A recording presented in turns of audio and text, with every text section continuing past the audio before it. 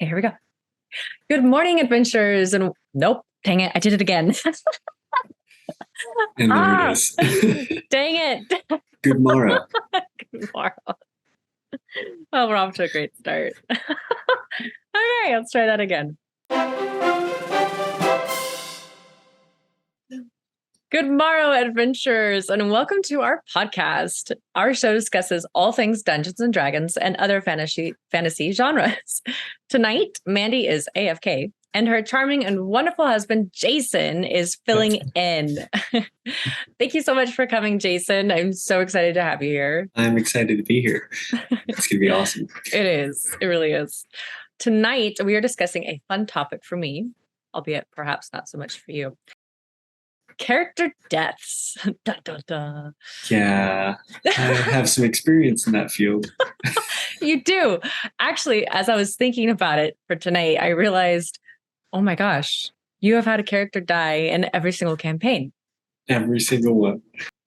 And it's a lot of times for my current character, which is a Twilight Cleric, has been on death saves 12 times. Yes, it is a new record. Apparently 12 is the magic number to actually send him into the afterlife. So, yeah, it's just one of those things. My first character that I actually created, Eldarian, great character. During like the big bad matron mother fight, was disintegrated. Yes, very much so. And this was like at the very end of our campaign too. Mm-hmm. So very end, it was basically like the last fight before everybody gets to walk away into the sunset scene. Yeah, it really was. And that's when it happened. But that character specifically really showed us what character death looks like. Yeah. Yeah. Because it was such a pivotal moment in the battle with the matron mother that all of a sudden disintegrate happened, and my hit points at the time were less than the 100 hit point threshold. Yeah. And it just gone. Yeah. We were all just in shock. All of a sudden you have 4 players, including the DM, go, what just happened? We're all like, like legit, just like holding our poses there, like, oh my gosh. You get the shocked face and that gasp, and you're like, what just happened? My character is dead, and like all the death saves failed. Like which with disintegrate, there really isn't that you have to make a dex save or anything. It's you have a threshold of 100 hit points. If you're below that, it automatically succeeds. Yeah. Even the DM, Chris, like it's just dice rolls. It's like, oh, which action is the matron mother going to do this turn? And it just happened to be that one. And it happened to be my character because it was in the visual range of the character. And it's just part of the story. Right. When that initially happened, and then I guess again with the other 2 campaigns where one of your characters has died, what are the initial just feelings and thoughts and emotions that happen? With Eldarian, that was really hard because it was like the first real character that I'd created, and like we'd been playing for like a year, almost a year at that point. Yeah. And so like there's a really strong tie to the character, and all of a sudden it's like, no, you don't exist anymore. And that was shocking because it was all these things like, oh, they'll never get to do XYZ in the game, or these other characters have to like move on without them. And like just seeing that, it is fictional. It's part of a game. Yeah. But there's still that emotional tie because you know that the character represents the person across from you at the table. Mm-hmm. And I can't speak for everybody at the table, but I think part of it is kind of self-imposed onto the character of what it would be like if the actual person no longer existed. Yeah, I think you so. actually mourn. Yeah, it's a miniature version, but you do mourn the character and the player, especially if you have really close ties to the people that you're sitting with. Right. Our games are a little different in that our DM purposefully lets us try to continue the story with our character as long as possible. And then if it's part of the story, our character dies and we change and move on with another character. We might have different ideas about character death because of that, because we get so tied to these characters that when something like that does happen, your character's dead. All of a sudden, there's that huge shock factor. Yeah. And I think that is a really great part of the game, too, because it makes it memorable. It does. It definitely does. With your campaign 2 character that we did this last year, we hadn't gone too terribly far into the campaign yet, I don't feel like, when Urabor died. And with Urabor, after he died, you did end up having to make a new character. Like, we didn't have a wish spell on hand. And you died in a very way that there was no way of bringing you back. Oh, yeah. Yeah. What did you have how do you do that? Do you have just like a list of backup characters? I know you have a lot of made characters. So yeah, walk me through that. I like the character. I like the class. But it didn't feel like there was a good flow. And Chris, the DM, and I had a discussion during that campaign that one of the ways that I have fun playing D&D is being able to flirt with my wife. It's just fun. So cute. And I had chosen a character that she would not flirt with. At all.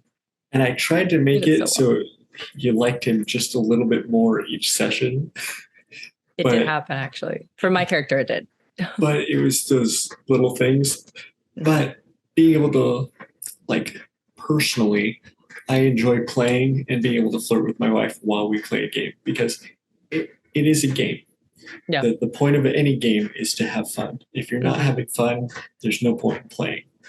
I know it's like a silly thing that, she wouldn't flirt with the Dragonborn, but, we made the decision to kill my character. That sounds so awful. But yeah, you did.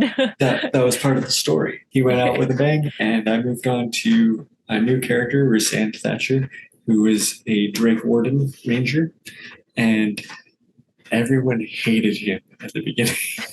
Because we all missed Urabor, ironically enough. Like, what the earth? But there's those great moments of storytelling that happen in D&D when you have a replacement character or a new character death. All of those things make the game memorable. Yeah, they do. And it drives role-playing storytelling. Creative storytelling. So Cyrus, we had mentioned it previously, Manny and I, in a different podcast episode where he died. And this was another oh my gosh, shocker moment none of us were expecting. But when he died, it really brought us all together. I was not expecting that. I was not expecting to have the emotions and the feelings that I had, as my character for your character, just missing him and oh my gosh. And I am an emotional person where when I act on stage or whatever, I will use my emotions, in the acting or whatever. And the same thing is true for D&D. And sometimes, most of the time, all the time, when I get emotional and cry in D&D because of something that's traumatic or sad, it's legit. There's absolutely no acting whatsoever. It is me, Caitlin, just full bore, so emotionally invested. It's like when you're watching a movie and there's a really sad part and you're just bawling your eyes out. That's how I get. And that's how I was. I was not expecting that with your character to cry and be oh my gosh. But like you said, it was pivotal. It was pivotal for our campaign and our party because we were still kind of separate even though we'd been together in a group for like months at this point. It was a really great way for me to kind of come back and change a little bit of how my character was playing. Mostly because like a lot of the times it feels like, for me personally, it's difficult to get into that RP space when we're dealing with kids who won't sleep or a new baby, and like having to hold a baby and trying to feed the baby or change the baby's diaper while also trying to maintain, oh, I'm in this space, we're in the middle of a fight, or we're having a deep intellectual conversation with our characters right now. It's hard to like drive into that space when you have outside distractions. Very much so. And for me, we've been dealing with a lot of things that are in our personal lives where those distractions happen a little bit more. And just the space we're in, like we're all parents, like, you know, that in and of itself is an interesting thing because we're all parents and we're all playing and we're all having fun. And this is one of the ways that we get to connect every week. But we're also dealing with, you know, fevers or diapers, kids who won't stay in bed. And yes. But finding that like spot where you can like dive into the character and actually make choices for the character as the character, it strengthens that storyline that, you know, those really interesting conversations where it's like, oh, does my character like this person? Maybe not yet. And you have to keep moving the story forward just a little bit to get them to that point. And you're right, before my character death, like our group wasn't really cohesive. And I still think we're working on it. Yeah. But, you know, it's one of those things that we're trying to drive the story forward with. And my character has changed since he died. Yes, he has. And it's interesting to see all those different things where you need to, you know, drive that RP point, get our characters to align just a little bit in the story. And, you know, toward the beginning of the story, we weren't, like, all of us had our own stuff and like get shoved into a tiny space. It's like, oh, you're all working together now. It's like, wait, who are these people? Yeah. But, you know, it's that those little things that drive character growth to come together that we're working on too. Absolutely. A little bit at a time. Absolutely. What advice would you have for other, you know, tabletop players, D&D, Pathfinder, any other TTRPG players for character deaths? If you have any advice, if their character dies. Character death. The advice I would give would be to be flexible. Being flexible means trying to accept when the right time is to, you know, let a character go or move on. Maybe make a change. If you're not having fun, you can talk to your DM about maybe killing off this character so you can bring in another one and you can have more fun with a different, or trying out a different class or, you know, different race. You can, if you really enjoy either the race or the class, you can keep one of them and change the other and be a different person.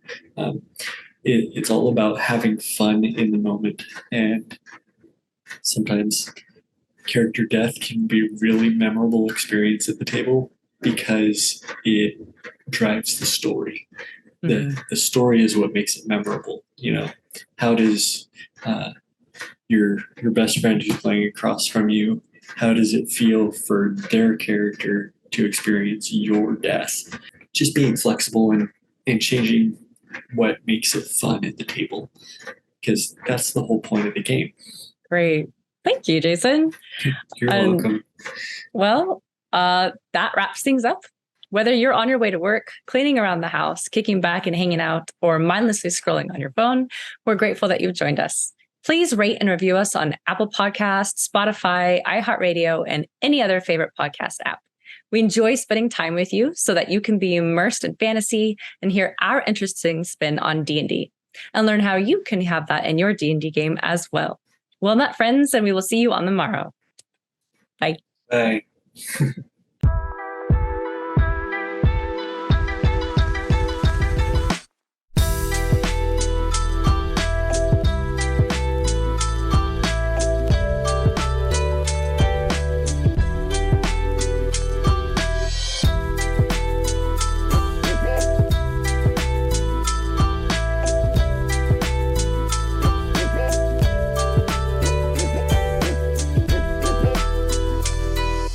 Bourbor Baruch.